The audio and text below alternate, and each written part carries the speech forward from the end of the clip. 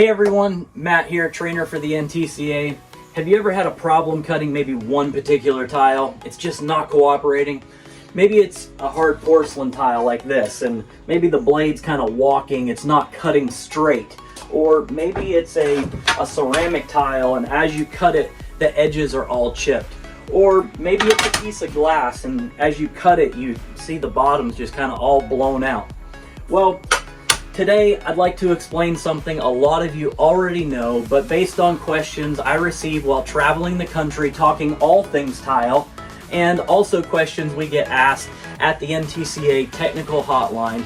There are still a lot of tile contractors who don't know about dressing diamond blades, or maybe you do dress your blades but you don't really understand what it is you're doing when you dress your blade.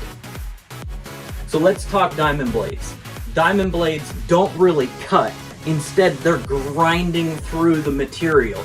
The diamond crystals are what's doing that grinding. They remove the material by scratching out particles of hard, dense material, or by knocking out larger particles of loosely bonded abrasive material. So let's take a look at a few blades that I have here. This blade in particular, this was a great blade. I like this blade a lot. It's made for cutting a lot of different materials, and it's made to do it fast. Now, this blade right here, it will also cut several different materials, but it's made to give a cleaner cut, closer to a factory edge. And so in that, it does it a lot slower. This blade right here, it's designed specifically for cutting glass. Well, all these different features in tile cutting diamond blades are dependent on the design of the blade, the engineering of the blade, and that includes the size and placement of the diamonds. Now, the center of the blade, it's made of a steel. A lot of the time it's a stainless steel.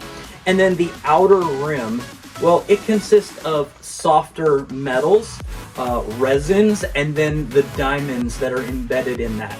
And the softer metals and the resins are designed to hold those diamonds in place as it's doing the work, as it's grinding through that material. Over time, the outer rim of the blade may become glazed over or dull, which will drastically affect the performance of the blade. This can happen for many different reasons, like maybe you're trying to cut material that the blade is not designed to cut, or your saw is not producing enough water and it's just getting too hot, or maybe your tile, the tile you're cutting, it creates kind of a sludge and it creates kind of a buildup around the diamonds. So if you're noticing any performance issues at all with your diamond blade, maybe it's time for it to be dressed. So this is my primitive drawing of a diamond blade to help me explain this. We're looking at the diamond blade from the side and then straight on here. You'll see that the red, that's the steel that I was telling you about. We've got the steel here, and then the outer rim and all these blue little dots, those are our diamonds, right? And the diamonds are what do the work. Well, as you're cutting, the blade gets too hot, you're building up this sludge, you've made 900 cuts before lunchtime, and what's happening as you're cutting, those diamonds are getting covered up with that sludge. So if the diamonds are covered up, they can't do the work that they were designed to do. They're not going to be able to cut anymore. So this is where dressing a blade comes in. So as we dress a blade, what we are doing is essentially cleaning that sludge off of those diamonds, off of that outer rim, and we are re-exposing those diamonds. Maybe we're uncovering new diamonds, or we're just taking that glaze off of the old diamonds, but we're now enabling those diamonds to do the work that they were designed to do by re-exposing them. So a dressing stone can be found at your local supplier. Certain stones may work best with certain blades. And so today I'm just using a all-purpose dressing stone with an all-purpose blade. Now what I'm going to do before I make any cuts through my dressing stone is I'm going to set the depth on the blade so that the blade only cuts through the outer rim of my diamond blade.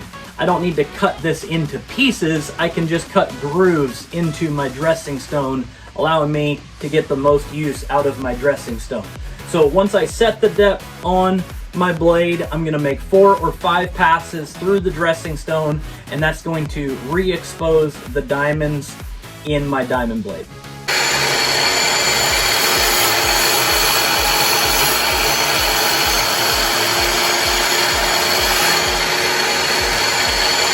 This same information can be applied to a diamond drill bit or a coring bit.